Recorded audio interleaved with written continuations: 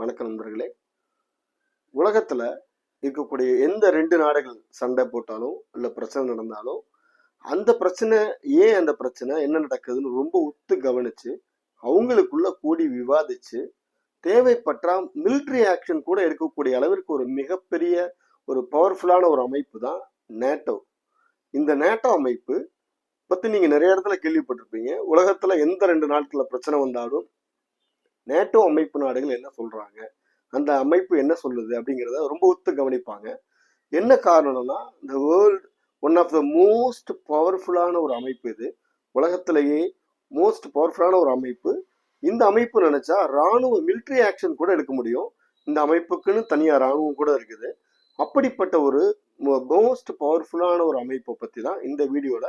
இது எப்படி உருவாச்சு, இதை யார் உருவாக்குனது, இதோட என்னெல்லாம் அவங்க சாதிச்சிருக்காங்க, இதோட ப்ளஸ் பாயிண்ட் என்ன, மைனஸ் பாயிண்ட் என்ன, இந்த விஷயங்கள் எல்லாத்தையுமே இந்த வீடியோவில் நம்ம விரிவாக பார்க்க போகிறோம். வீடியோக்குள்ளே போகிறதுக்கு முன்னாடி இதே போல மிக மிக முக்கியமான விஷயங்கள், உலகத்தில் இருக்கக்கூடிய மிக முக்கியமான விஷயங்கள் எதை பற்றி வேண்டுமானாலும், எந்த விஷயத்தை பற்றி வேண்டுமானாலும் நீங்கள் தெரிஞ்சுக்கணும்னு நினச்சிங்கன்னா நம்மளோட கரண்ட்ஸ் குளோபல் சேனலை சப்ஸ்கிரைப் பண்ணுங்கள்.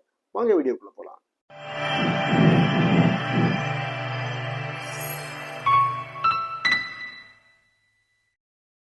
1945ல செகண்ட் வேர்ல்டு வார் முடிஞ்சு உலகமே பழைய பொசிஷனுக்கு திரும்பி வந்துகிட்டு இருக்கு. இந்த காலகட்டத்தில் அமெரிக்கா மற்றும் வெஸ்டர்ன் யூரோப்பியன் கண்ட்ரிஸ் எல்லாம் ஜனநாயகத்தை பரப்பணும்னு சொல்லிட்டு, அவங்க டெமோக்ராட்டிக் கண்ட்ரி இல்லைங்களா, ஸோ அதே மாதிரி ஜனநாயகத்தை பரப்பணுன்றதுக்காக அவங்க ரொம்ப தீவிரமாக வேலை செஞ்சுட்டு இருந்தாங்க. ஆனால் அதே நேரத்தில் ரஷ்யா வந்து ரஷ்யாவில் இருக்கிறது கம்யூனிசம் இல்லைங்களா, ஸோ கம்யூனிசத்தை உலகம் முழுக்க பரப்பணும்னு சொல்லிட்டு அவங்க ஒர்க் பண்ணிட்டு இருந்தாங்க. ரஷ்யாவும் ரொம்ப தீவிரமாக ஒர்க் பண்ணிட்டு இருந்தாங்க. அந்த மாதிரி ஒர்க் பண்ணிட்டு இருக்க வேலையில ரஷ்யா வந்து செக்கோஸ்லோவாக்கியான்ற ஒரு சின்ன நாட்டை கம்யூனிஸ்ட் நாடா மாத்திடுறாங்க. அவங்களோட தலையீட்டுனால மாத்துறாங்க. அடுத்தது ரஷ்யா என்ன பண்றாங்க, மறுபடியும் ஜெர்மனியோட கேபிட்டல் பெர்லினை நோக்கி அவங்க வந்து சரௌண்ட் பண்றாங்க. ஸோ இந்த மாதிரி கண்டிஷன்ல பாத்தீங்கன்னா கம்யூனிசம் வந்து நாளுக்கு நாள் வந்து டெவலப் ஆகிற மாதிரி ஒரு ஃபீல் ஏற்படுது அமெரிக்காவுக்கும் வெஸ்டர்ன் யூரோப்பியன் கண்ட்ரிஸ்க்கும். ஸோ இதை நம்ம வந்து தடுத்து நிறுத்தியே ஆகணும். இப்படியே போனா கம்யூனிசம் டெவலப் ஆயிரும், ஜனநாயகம் வந்து நாளைக்கு வந்து ரொம்ப கீழே போயிடும், ஜனநாயக நாடுகளோட பவரும் கம்மியாயிரும், நாடுகளோட எண்ணிக்கையும் கம்மியாயிரும் நினைச்சு சரி நமக்குள்ள ஒரு அமைப்பை ஏற்படுத்தணும். ஸோ நம்ம அப்படின்னு சொல்லி அவங்க முடிவு பண்ணி 1949 ஏப்ரல் 4ஆம் தேதி அவங்க ஒரு அமைப்பை ஏற்படுத்துறாங்க. அந்த அமைப்போட பேர் தான் வந்து NATO, north Atlantic treaty organisation அப்படின்றதான் நேட்டோவோட பெயர். இந்த நேட்டோ அமைப்போட மிக முக்கியமான நோக்கம் என்னன்னு கேட்டீங்கன்னா, இந்த அமைப்புல இருக்கக்கூடிய ஏதாவது ஒரு கண்ட்ரிய ஒருத்தர் அட்டாக் பண்ணிட்டா கூட அது எல்லாரையும் தாக்கின மாதிரின்னு எடுத்துக்கிட்டு எல்லாரும் ஒண்ணு சேர்ந்து அந்த தாக்கப்பட்ட நாட்டுக்கு ஆதரவா இருப்பாங்க. யாரு தாக்குனாங்களோ அவங்களுக்கு எதிராக எல்லா நடவடிக்கையும் எடுப்பாங்க, ஈவன் மிலிட்ரி ஆக்ஷன் கூட எடுப்பாங்க. ஸோ இதுதான் இந்த நேட்டோ அமைப்போட மிக மிக மிக முக்கியமான நோக்கம். இது மட்டும் இல்லாம இந்த நேட்டோல உறுப்பினராக இருக்கக்கூடிய நாடுகளுக்கு வேற ஏதாவது சைபர் அட்டாக்கோ இல்ல ஸ்பேஸ் அட்டாக்கோ இல்ல டெரரிஸ்ட் அட்டாக்கு இல்ல நேச்சுரல் கலாமிட்டிஸ்னா பூகம்பம் போன்ற இயற்கை சீற்றங்களால் வரக்கூடிய எந்த பிரச்சனையா இருந்தாலும் அதுல இருக்கக்கூடிய ஒரு நாடு எல்லா நாடுகளும் பாதிக்கப்பட்ட அந்த நாட்டுக்கு எல்லாரும் ஒண்ணு சேர்ந்து உதவி செய்யணுங்கிறது தான் இந்த அமைப்போட மிக மிக முக்கியமான ஒரு நோக்கம். ஒரு முக்கியமான ஒரு விதி இருக்கு. அந்த விதி என்னன்னு கேட்டீங்கன்னா, எந்த ஒரு முடிவு எடுத்தாலும் எல்லாரும் யுனானிமஸா எல்லா நாடும் ஒத்துக்கிட்டாதான் அந்த முடிவு வந்து செயல்படுத்துவாங்க. சப்போஸ் ஒரு தீர்மானம் கொண்டு வர்றாங்கன்னு சொல்லுங்கன்னா அந்த தீர்மானத்தை எல்லா நாடுகளும் முழு மனசா ஏத்துக்கணும். ஒரே குரல்ல ஏத்துக்கிட்டா மட்டும்தான் அந்த அடுத்த கட்ட நடவடிக்கையை அந்த நேட்டோ நாடுகள் எடுப்பாங்க, அமைப்பு இருக்கும். இல்லைன்னா எடுக்க மாட்டாங்க. இது என்னடா இப்படி இருக்குன்னு கேட்டீங்கன்னா, ஆமாங்க, எல்லா நாடும் ஒத்துக்கணும். சப்போஸ் ஏதாவது ஒரு நாடு அதுல ஒத்துக்கலன்னா கூட அந்த முடிவை செயல்படுத்த மாட்டாங்க. நேட்டோ அமைப்பு என்ன பண்ணுவாங்கன்னு கேட்டீங்கன்னா, மறுபடியும் அந்த தீர்மானத்தை அதுல இருக்க யாருக்கு வந்து அந்த டிசிஷன் வந்து சரியா படலையோ, யாரு வேணான்னு சொல்றாங்களோ அவங்களையும் மற்ற நாடுகள் உட்கார்ந்து மறுபடியும் மீண்டும் கூடி பேசி அதுல இருக்க ஏதாவது வேர்டிங்ஸ் ஏதாவது மாற்ற முடியுமா, தீர்மானத்தை ஏதாவது வேற மாதிரி சேஞ்ச் பண்ண முடியுமான்னு ட்ரை பண்ணுவாங்க. சார் அப்படியும் ஒத்து வரலன்னு சொன்னாக்க எந்த நாடு அந்த தீர்மானத்தை ஏத்துக்கலையோ அவங்கள தவிர மற்ற நாடுகள் வந்து சேர்ந்து அந்த ஆக்ஷன்ல இறங்குவாங்க. ஆனா அப்ப நேட்டோன்ற அந்த ஒரு வேர்டை யூஸ் பண்ண மாட்டாங்க. என்ன காரணம்னு கேட்டீங்கன்னா, ஒரு நாடு அதுல பார்ட்டிசிபேட் பண்ணலன்னா கூட அது நேட்டோ அப்படின்றது அந்த வேர்டை யூஸ் பண்ணக்கூடாதுன்றதும் ஒரு விதியா இருக்கு. ஸோ அதனால ஒரு நாடு வரலன்னா கூட மீதி இருக்க நாடுகள் எல்லாமே அந்த விஷயத்தை செயல்படுத்துவாங்க. ஆனா நேட்டோன்ற பேரை மட்டும் யூஸ் பண்ண மாட்டாங்க. அதெல்லாம் சரிங்க. இது வரைக்கும் ஏதாவது அது மாதிரி நடந்திருக்கா? எப்பயாவது ஏதாவது நாடு நான் அதுல ஆக்ஷன் எடுக்க எனக்கு விருப்பம் இல்லைன்னு சொல்லி யாராவது சொல்லியிருக்காங்களான்னு கேட்டீங்கன்னா நடந்திருக்கு. அதான் ஆச்சரியமான ஒரு விஷயம். சதாம் ஹுசேன் ஈராக்ல சதாம் ஹுசேன் வந்து டெஸ்ட்ரக்டிவ் வெப்பன்ஸ், ரொம்ப கெமிக்கல் வெப்பன்ஸ், ரொம்ப டேஞ்சரஸான ஆயுதங்கள்லாம் வச்சிருக்காரு. ஸோ அதனால அவரை வந்து நம்ம வந்து அவர் மேல போர் தொடுக்கணும் அப்படின்னு சொல்லி அமெரிக்கா, பிரிட்டன் போன்ற மற்ற நாடுகள் சொல்லும்போது அதை வந்து எதிர்த்த நாடுகள் யாராருன்னு கேட்டீங்கன்னா பிரான்ஸ் எதிர்த்தாங்க, போர்ச்சுகல் எதிர்த்தாங்க.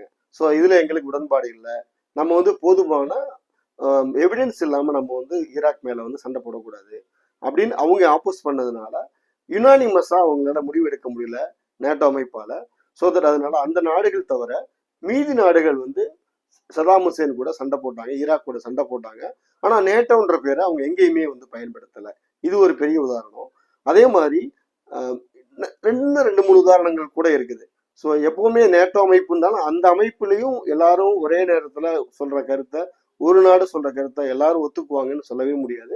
ஸோ அதுலயும் கருத்து வேறுபாடுகள் வரும். கருத்து வேறுபாடுகள் வந்துச்சுன்னா அதோட ஆக்ஷன் இப்படிதான் இருக்கும். இந்த நேட்டோ அமைப்பிற்கு 3.5 மில்லியன் பேர், அதாவது 35 லட்சம் பேர் மிலிட்ரி சோல்ஜர்ஸ் இருக்கிறாங்க. ஸோ இதுக்குன்னு தனியா ஒரு மிலிட்ரி இருக்கு. இந்த மிலிட்ரிக்கு தேவையான ஃபண்டிங்ஸ் எல்லாம் எங்கிருந்து வருதுன்னு கேட்டீங்கன்னா இந்த நேட்டோ அமைப்புல மெம்பரா இருக்கக்கூடிய ஒவ்வொரு நாடும் அவங்களோட டோட்டல் ஜிடிபிலேருந்து 2.5% அதுக்கு வந்து அவங்க வந்து ஒதுக்கணும். ஸோ அப்படின்றதுதான் நேட்டோவோட விதி ஆக்சுவலா. இதுல பிராக்டிக்கலா என்ன ஆகுதுன்னு கேட்டீங்கன்னா ஒரு சில நாடுகள் தங்களோட பொருளாதார பிரச்சனைகள் காரணமாக இந்த நேட்டோ அமைப்புக்கு அவங்களோட முழுமையான அந்த 2.5% அந்த அந்த அளவுக்கு ஜிடிபில அவங்க அமௌண்ட் ஒதுக்க முடியல. அதனால கொஞ்சம் பற்றாக்குறைகள் வரவும் வாய்ப்பு இருக்கு. 1-2 நாடுகள் அது மாதிரி செய்ய முடியல. அந்த மாதிரி நேரத்துல ஆனா மேஜரா ஸ்பெண்ட் பண்ணக்கூடியது அமெரிக்கா தான் ஆக்சுவலா. இந்த நேட்டோவோட மிலிட்ரிக்கும் அமெரிக்காவோட பங்களிப்பு, ஃபைனான்ஸ் பங்களிப்பு தான் ரொம்ப ரொம்ப ரொம்ப ஜாஸ்தியா இருக்குது. ஸோ ஆப்வியஸா அதனால அவங்களோட டாமினேஷன் நேட்டோவில் அதிகமாகவே இருக்குது. ஆனா இப்ப என்ன செஞ்சிருக்காங்க, இப்போ கூடிய சீக்கிரம் இப்போ கொஞ்ச நாளுக்கு முன்னாடி கூடிய நேட்டோ கூட்டமைப்புல இந்த 2.5%, ஒவ்வொரு நாடும் அவங்களோட ஜிடிபில இருந்து 5% வந்து செலவு பண்ணணும்னு சொல்லி ஒத்துருக்காங்க. இப்போ வந்து ஒத்துக்கிட்டு இருக்காங்க. ஸோ இந்த செலவு ஸ்பெண்டிங் வந்து இன்னும் அதிகமாக தான் போகுது உங்களுக்கு. ஸோ அது மட்டும் இல்லாம அமெரிக்காவோட டாமினேஷன் தான் இந்த நேட்டோவில் அதிகமா இருக்குன்ற ஒரு பேச்சு எல்லாருக்குமே இருக்கு. என்ன ரீசன் கேட்டீங்கன்னா அமெரிக்கா தான் அதிகமா செலவு பண்றாங்க நேட்டோவுக்காக. ஸோ ஆட்டோமேட்டிக்கா அவங்களோட யார் செலவு பண்றாங்களோ அவங்களோட கை ஓங்கி இருக்க தானே செய்யும். இன்னும் கூட ஒரு சில குற்றச்சாட்டு இருக்கு. ஒரு சில வளர்ந்த நாடுகள் அமெரிக்கா உட்பட அவங்களோட சுய லாபத்திற்காக இந்த நேட்டோ கண்ட்ரிஸை பயன்படுத்திக்கிறாங்க, நேட்டோ கூட்டமைப்பு பயன்படுத்திக்கிறாங்க. இந்த குற்றச்சாட்டும் ரொம்ப நாளாவே இருந்துகிட்டு தான் இருக்கு. நேட்டோவோட சாதனைகள்னு பாத்தீங்கன்னா ஆக்சுவலா அவங்க நேட்டோ நாடுகளுக்குள்ள எப்பெல்லாம் இயற்கை பேரிடர், அந்த பூகம்பம் வந்தது, இந்த மாதிரியான விஷயங்களுக்கு அவங்களுக்குள்ள உதவிக்கிறாங்க. அது மட்டும் இல்லாம அமெரிக்காவோட செப்டம்பர் 11 தாக்குதல், அதாவது ட்வின் டவர்ஸ் தாக்குதல் நடந்ததுக்கு அப்புறம் ஆப்கானிஸ்தான் மேல ஒரு மிலிட்ரி ஆக்ஷன் எடுத்து அந்த நாட்டு மேல போர் தொடுத்து அங்க இருக்கிற பில் லேடன் போன்ற தீவிரவாதிகள் அனைவரையும் அழிச்சதுக்கு மிக மிக முக்கியமான ஒரு காரணமாக நேட்டோ அமைப்பு இருந்துச்சு. அது மாதிரி விஷயங்கள்ல அவங்க ஒருமித்த கருத்தோட ஒண்ணு சேர்ந்து தான் செயல்பட்டு இருக்காங்க. ஸோ இது ஒரு மிகப்பெரிய சாதனையா கூட சொல்லலாம். அதே நேரத்துல நேட்டோல எல்லா நாடுகளும் ஒத்துக்கிட்டாதான் நம்ம வந்து அடுத்த கட்ட நடவடிக்கை அப்படின்னு இருக்கிறதுனால இந்த ஒரு விதியால ஒரு நல்ல விஷயமும் இருக்குது. அதே நேரத்துல மிகப்பெரிய டிராபேக் என்னன்னு கேட்டீங்கன்னா எல்லா நாடுமே இதை ஒத்துக்கிறதுக்கு டைம் ஆகும். சமயத்துல ஒரு சில முக்கியமான பிரச்சனைகள்ல சப்போஸ் யாரு ஏதாவது 1-2 நாடுகளுக்கு ஏதாவது கருத்து வேறுபாடு இருந்துச்சுன்னா அவங்கள உட்கார வச்சு மீண்டும் மீண்டும் பேச்சுவார்த்தை நடத்தி அவங்களுக்கு கருத்துக்களை கேட்டு சரி பண்ணி அவங்களுக்குள்ள இருக்க வேறுபாடுகளை சரி பண்ணி அவங்களையும் ஒரே கருத்து கொண்டு வரதுக்கு டைம் ரொம்ப ரொம்ப ரொம்ப எடுக்குது. ஸோ அது மிக முக்கியமான பிரச்சனைகளை உடனே முடிவெடுக்க வேண்டிய பிரச்சனைகள் இதனால முடிவெடுக்க முடியாம டிலே ஆகிறது, காலதாமதம் ஆகிறதை நம்மளால பார்க்க முடியுது. இது ஒரு மெயினான மிக முக்கியமான பிரச்சனையாக சொல்லப்படுறாங்க. ஆக்சுவல் நேட்டோவோட அமைப்போட மிக முக்கியமான பிரச்சனைகள்ல ஒன்று இந்த கன்சென்சஸ், எல்லாரும் ஒன்னா சேர்ந்து முடிவெடுத்தா மட்டும்தான் அந்த ஆக்ஷனை செயல்படுத்துவோன்றது. இப்ப ரொம்ப சமீபமா நடந்துகிட்டு இருக்கிற, இப்போதைக்கு லைவ்ல நடந்துகிட்டு இருக்க உக்ரைன் போர் கூட நேட்டோவோட ஒரு பிரச்சனையின் ஒரு காரணமா கூட நடந்துகிட்டு இருக்கு. ஆமா, உக்ரைன் போரோட மிக முக்கியமான பிரச்சனைகள்ல ஒண்ணு, காரணத்துல ஒண்ணு யுக்ரைன் வந்து நேட்டோ அமைப்புல சேரணும்ன்றது அவங்களோட ரொம்ப நாள் ஆசை. ஸோ இதனாலேயே ரஷ்யாவுக்கு உக்ரைனை ரொம்ப ரொம்ப வெறுப்பு அதிகமாகி அவங்க மேல சண்டை போடக்கூடிய சூழ்நிலை கூட வந்திருக்கு. ஏன் ரஷ்யா, ஏன் உக்ரைன் வந்து நேட்டோ அமைப்புல சேர்றது விரும்பலன்னு கேட்டீங்கன்னா நேட்டோவோட எக்ஸ்பான்ஷன் ரொம்ப ரொம்ப அதிகமாகிட்டு இருக்கு அப்படின்னு ரஷ்யா நினைக்குது. ஸோ நேட்டோ வந்து எக்ஸ்பேண்ட் ஆக ஆக கம்யூனிசமோட டெவலப்மெண்ட் வந்து கம்மியாகுன்ற மாதிரி அவங்க ஃபீல் பண்றாங்க.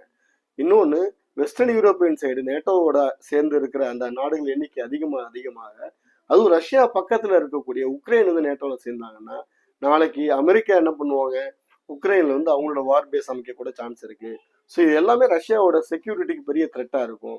ரஷ்யாவை சுத்தி இருக்கிற எல்லா நாடும் இப்போ வந்து நேட்டோவில் இருக்கிறாங்கன்னு சொன்னா ரஷ்யாவுக்கு எவ்வளவு பெரிய டேஞ்சரா இருக்கும், எவ்வளவு பெரிய இன்செக்யூரா ஃபீல் பண்ணுவாங்க. ஸோ இந்த ஒரு விஷயத்தினாலதான் ரஷ்யா வந்து நேட்டோவில் இருக்கக்கூடிய நாடுகளை நேட்டோ அமைப்பையே அவங்க வந்து மெயினா எதிரியா பார்க்க ஆரம்பிக்கிறாங்க. நேட்டோன்றதே அது வளர்றது ரஷ்யாவுக்கு சுத்தமாவே பிடிக்கல. இந்த நேட்டோ அமைப்பை பத்தி நீங்க என்ன நினைக்கிறீங்க? இந்த கருத்தை கமெண்ட் செக்ஷன்ல சொல்லுங்க. உங்க கருத்துக்களுக்காக நான் வெயிட் பண்றேன். மறுபடியும் மீண்டும் மற்றும் ஒரு வீடியோவில் சந்திப்போம். நன்றி, வணக்கம்.